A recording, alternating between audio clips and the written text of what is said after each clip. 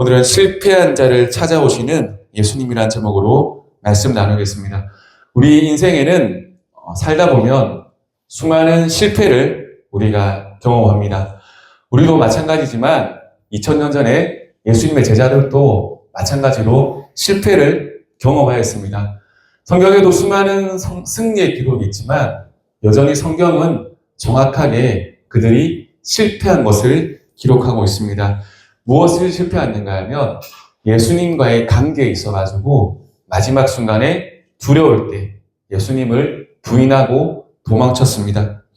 요한복음은 20장으로 끝나면 어색한 복음서입니다. 왜냐하면 바로 다음에 이어지는 사도행전을 보면 부인하고 도망쳤던 바로 그 제자들이, 그 사도들이 예루살렘의 교회 지도자로 세워졌기 때문이에요. 그래서 실패한 자들이 어떠한 과정을 통해서 하나님의 교회 지도자로 새롭게 세워졌는지 그것을 알려주는 장이 바로 요한복음 21장입니다. 그리고 대표적인 제자, 실패한 사람 베드로를 샘플로 들어서 요한복음 21장에서는 다시 예수님이 제자를 어떻게 세워가시는지 말씀을 통해 우리가 나누길 원합니다. 첫 번째는 예수님이 식탁을 차려주셨습니다. 예수님이 고기 잡고 있는 베드로에게 나타나셨습니다. 생선, 떡, 숯불을 가지고 아침 조간을 차려주셨습니다. 성경에는 예수님이 어디서 생선을, 어디서 떡을, 어디서 숯불을 준비했는지 알 수 없지만 그들은 함께 아침을 먹었습니다. 식사를 같이 한다는 것은 어떤 의미인가 하면 너와 나의 우리의 관계가 아주 밀접하다는 관계적인 모습을 보여줍니다. 우리가 누구랑 식사합니까? 아무나 식사하지 않죠. 나랑 가까이 있는 사람, 가까워지고 싶은 사람, 이미 가까운 사람들과 우리는 식사합니다. 당시 문화권에 보면 식사를 함께 한다는 것, 그것은 아주 너와 내가 밀접한 관계라는 것을 보여주는 상징적인 의미입니다. 근데 베드로는 예수님을 부인했습니다. 예수님을 3번이나 부인하고 떠난 사람이 바로 베드로입니다. 그런데 그런 베드로를 예수님은 찾아오셔가지고 제일 먼저 무엇을 하시는가 하면 아침을 차려 주시는 것입니다. 예수님은 돌아선 베드로에게 어떠한 마음의 거리도, 어떠한 관계 거리도 두지 않으셨습니다. 왜 그런가 하면 예수님은 이미 베드로를 용서하셨기 때문입니다. 실패한 자가 회복하는 첫 번째 길은 예수님은 베드로에게 생선, 떡을 구워서 조반을 함께 드셨습니다. 우리 가운데 실패한 사람들이 있다면 첫 번째로 우리가 시작하는 길은 무엇인가? 이런 육적인 양식보다 더 귀한 하나님의 양식이 우리 가운데 준비되어 있습니다. 세상은 많은 사람들이 실패하고 일어서는 길이 이것이다 저것이다 말하지만 하나님의 세계에서 믿는 자들이 다시 일어설 수 있는 첫 번째 길은 무엇인가 하면 바로 말씀의 양식을 다시 공급받는 것입니다. 하나님은 언제나 우리를 위해서 천국의 양식인 성경 말씀을 우리에게 공급해 주십니다. 그래서 실패한 우리가 그 말씀을 먹고 그 말씀을 통해서 다시 한번 위대한 인생을 한 걸음 더 내딛기를 우리 주님은 원하십니다. 이렇게 자신을 배신했던 베드로를 찾아오셔서 식사를 차려주셨다면요. 지금 이 시간 우리가 주님의 도움을 구하고 주님의 이름을 부른다면 주님이 얼마나 우리를 기뻐 환영하고 받아주시겠습니까? 사랑하는 성도님들, 모든 실패는 내 자신을 믿는 데서부터 시작됩니다. 하지만 실패의 회복은 내 자신을 믿는 것이 아니라 하나님의 말씀을 신뢰하고 주님의 양식을 먹는 데서부터 다시 시작된다는 것을 믿고 말씀을 통해 회복의 첫 번째 길을 여시길 축복합니다. 두 번째는 예수님은 베드로의 이름을 부르셨습니다. 예수께서는 베드로에게 말씀하셨습니다. 요한의 아들 시몬아. 베드로는 가이사랴 빌립보라는 지역에서 예수님의 신앙 고백을 통해서 베드로라는 이름을 받았습니다. 베드로의 원래 이름은 시몬이었습니다. 시몬은 작은 돌이라는 의미거든요. 근데 새롭게 받은 베드로라는 이름은 큰 바위, 든든한 반석이라는 뜻입니다. 근데 예수님이 왜 실패한 베드로에게 베드로야 하지 않고 예전에 자연인 그대로의 모습이었던 시몬이라는 이름을 부르셨을까요? 왜 새로운 이름을 부르지 않으시고 예전에 예수님을 알지 못할 때 살아갔던 그 이름을 부르셨을까요? 그 이유는 간단합니다. 베드로에게 네가 나를 모를 때 실패하고 넘어지고 그냥 살아왔던 그 모습 그대로 나에게 돌아오라는 예수님의 메시지입니다. 우리는 주님을 떠날 때 이런 마음 가질 수 있거든요. 내가 잘 되면, 사업을 성공하면, 좋은 대학 가면, 내 형편이 조금 더 나아지면, 내가 세상 사람들에게 자랑할 것이 좀 더 생기면, 주님 아버지 앞에 드릴 것이 좀 생기고, 주님 아버지 앞에 내세울 것이 조금 더 있으면, 그때 제가 주님 찾아뵙겠습니다. 라고 마음먹을 때가 있습니다. 그런데 예수님의 마음은 뭐냐면, 그것이 아니라는 거예요. 너가 실패하였든 성공하였든 너 모습 그대로 지금 나에게 나아오라는 예수님의 속삭임입니다.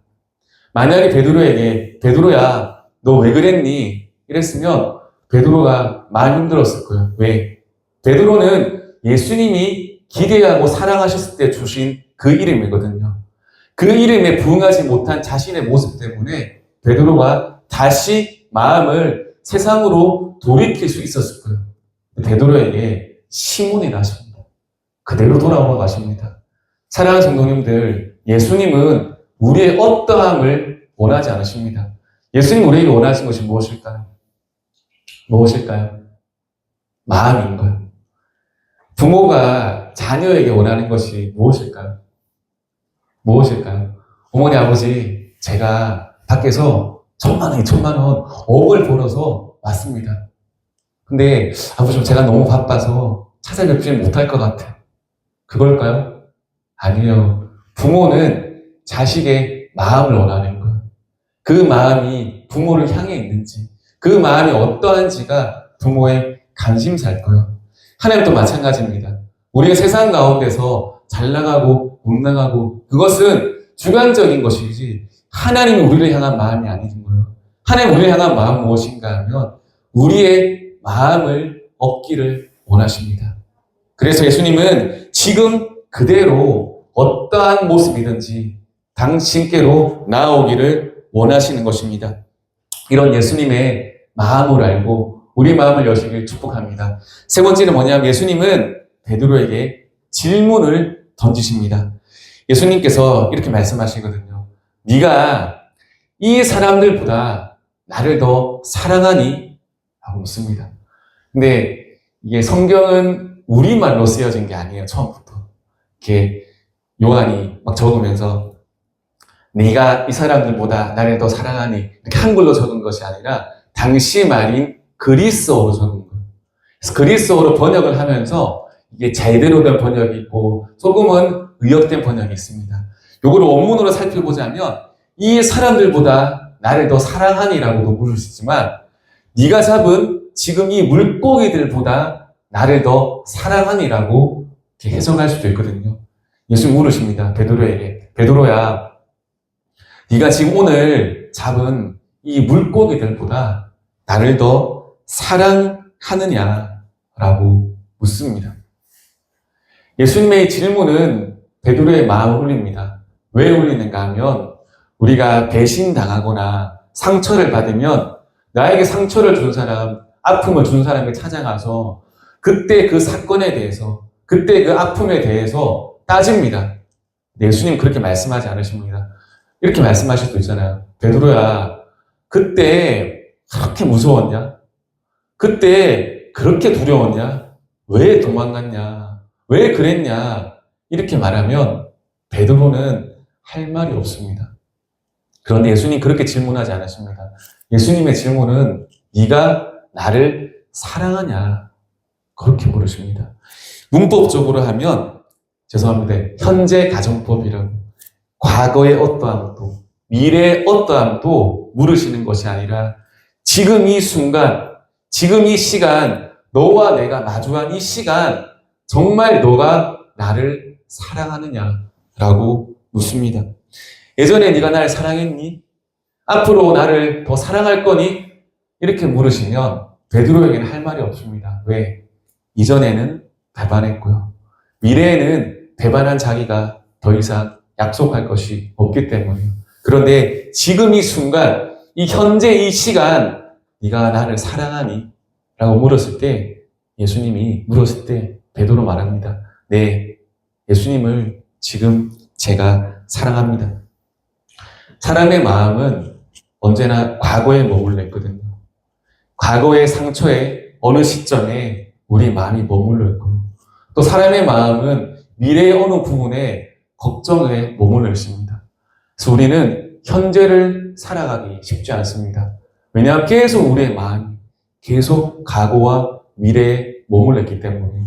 근데 예수님이 바라보시는 시각은 뭐냐면 지금 이 순간 우리 마음을 물으시는 거예요.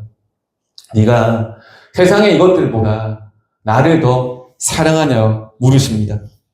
사랑하는 성도님들, 우리 이 시간 참석한 모든 성도님들에게는 다 예수님과 함께 충분히 사랑했던 그 기억들이 있습니다. 우리 인생이 정말 힘들 때 예수님 찾아오셨고요. 또 어떤 기쁘고 좋은 일이 있을 때 예수님이 함께 해주셨고요. 예수님과의 추억들이 베드로도 있었지만 우리에게도 여전히 있습니다. 그런데 삶을 살아오는 가운데 여러 가지 두려움을 만나고 삶의 여러 가지 문제를 우리가 겪으면서 우리 마음이 때로는 예수님을 사랑하는 것보다는 다른 것들을 사랑하면서 예수님에 대한 우리의 마음이 점점점 식어지는 우리 모습을 발견합니다. 청년 때는 뜨겁게 사랑합니다. 주님만 바라봅니다. 주님 한 분만으로 내가 만족합니다. 주님밖에 없습니다. 하고 살아가지만 점점 시간이 지날수록 그 사랑의 마음이 퇴색되는 우리 모습을 우리가 바라봅니다. 사랑하는 성도님들, 지금 마음 깊숙이 주님을 사랑하고 계십니까? 아니면 세상의 어떤 것들을 내가 주님보다 더 사랑하고 있지는 않으십니까? 주님께서 우리에게 베풀어 주셨던 그 사랑을 묵상한다면, 바라본다면 우리의 식어진 마음이 뜨거워질 수밖에 없습니다. 하나님이 우리를 너무 사랑하셔가지고 우리를 살리시기 위해서 우리의 모든 죄값을 하나님께 받아야 하는 죄값을 하나님이 자신의 아들 예수님을 통해서 대신 받게 하셨습니다. 그리고 그 예수님이 우리가 치러야 되는 모든 죄의 형벌을, 죄의 결과를 본인께서 다 지고 죽으셨습니다. 우리 같은 비천한 자들을 위해서 예수님이 십자가에서 피 흘리셨다는 그 사실을 우리가 바라보면 우리가 주님을 사랑하지 않으실 수 없습니다. 하나님이 왜 이토록 자신의 아들을 내주시면서까지 우리를 구원하셨을까요? 그 이유는 우리 한 사람 한 사람 한 사람을 하나님께서 너무 사랑하셨기 때문이에요. 우리는 하나님께 큰 사랑을 받은 사람들입니다. 지금 세상이 많이 어지럽죠? 많이 혼란스럽습니다. 그런 가운데 있지만 우리가 또한 우리 마음 가운데, 우리 심령 가운데 아파해야 되고 우리가 눈물 흘려야 되는 것이 무엇인가 하면 여전히 우리 마음 가운데 세상을 사랑하고 세상을 따라가고 세상의 법대로 살려 하는 그 마음들, 주님을 사랑하는 마음들이 이 세상 가운데서 점점 밀려나는 우리 모습을 바라보면서 우리 마음이 아픔을 느껴야 합니다. 우리 인생 가운데 주님의 사랑하는 것을 없애야 됩니다. 주님만 바라보는 우리 삶이 되어야 됩니다. 주님만 바라보는 우리의 믿음이 되시기를 예수님의 이름으로 축복합니다. 마지막 네 번째는 예수님이 베드로에게 사명을 맡기십니다. 사랑의 고백을 받으신 후에 예수님께서는 말씀하십니다. 베드로에게 내 어린 양을 먹이라.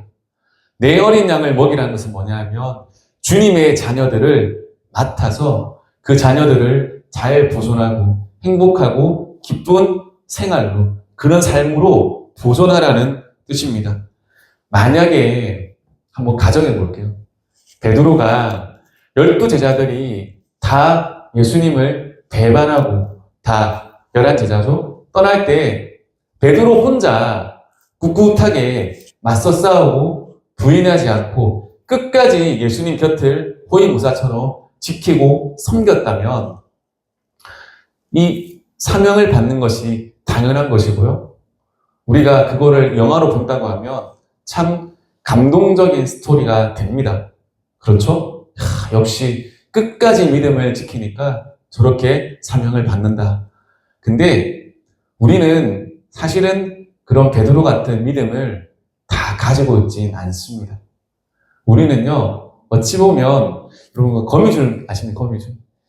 탁 치면 그냥 무너지는 그런 거미줄과 같은 믿음을 사실은 다 가지고 살아갑니다. 그래서 이 거미줄 같은 믿음이나마 붙들고 있는 우리 모습을 우리가 바라봅니다. 그런데 이런 베드로에게 주님은 사랑의 고백 그 뒤에 어떻게 하시는가 하면 그 약한 모습이지만 실패했지만 배반했지만 베드로에게 사명을 맡겨 주십니다. 우리 모두에게는요 다 사명이 있습니다. 우리가 신앙생활을 하고 주님을 사랑하고 회복된 뒤에 우리가 돌아가야 하는 곳이 있습니다. 그것이 직장이든 가정이든 어떠한 관계든 돌아가야 됩니다. 실패한 사람들이 일어나는 마지막 코스는 마지막 길은 무엇인가 하면 우리의 사명의 자리로 돌아가는 것입니다. 사랑하는 성도님들, 우리에게는 어떤 사명을 주셨습니까? 모든 성도에게는 예수님을 사랑한다 고백하는 모든 자들에게는 사명이 있습니다. 돌아가야 되는 그 자리가 있습니다. 섬김의 자리가 있고요. 내가 들어가서 회복시켜야 되는 자리가 있고요. 나에게 맡겨진 피할 수 없는, 물러설 수 없는 사명의 자들이 다 있습니다. 그 자리로 돌아가서요.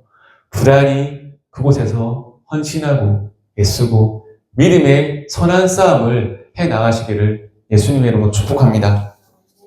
예수님은 실패하고 부인하고 넘어진 베드로에게 찾아오셔가지고 그를 육적인 양식으로 먹이시고요. 이름도 불러주시고 또한 질문도 던져주시고 마지막으로 사명을 맡겨주셨습니다. 이것이 실패한 자를 부르시는 하나님의 귀한 음성입니다. 우리가 신앙생활 하는 가운데 회개의 눈물을 흘린 적이 언제입니까? 내 마음이 주님과 멀어져서 내 마음이 더 이상 구원의 감격에, 구원의 그 은혜에 메말라서 다시 한번 그 은혜를 찾고 그 구원을 부르짖고 다시 우리가 주님과 가까워지기 위해서 눈물을 흘린 적이 언제입니까? 사랑하는 성도님들, 세상이 참 지금 많이 어지럽습니다. 이 어지러운 가운데서도 놓치지 말아야 될 것은 주님과 나와요. 우리와의 관계 회복입니다. 여전히 예수님은 우리를 찾아오십니다. 지금 이 순간에도 찾아오시고요. 우리가 말씀을 열고 주님을 구하는 시간에도 찾아오시고요. 우리가 주님께 부르짖어 기도할 때 주님께서는 반드시 응답해 주시고요. 우리를 만나 주십니다. 그리고 우리가 끝까지 평생에 실패하더라도 다시 한번 그 사명의 자리에서 다시 일으켜 주시는 것이 바로 주님의 마음이고요. 이것이 복음입니다. 여러분들이 비록 실패를 경험했을지라도 다시 일으켜주시는 주님을 바라보며 우리 한 주간 또 새롭게 하시는 주님을 바라보며 말씀 의지하며 살아가시는 우리 귀한 성금 되시기를 예수님의 이름으로 축복합니다. 우리 찬양하겠습니다. 중요한 할아버지가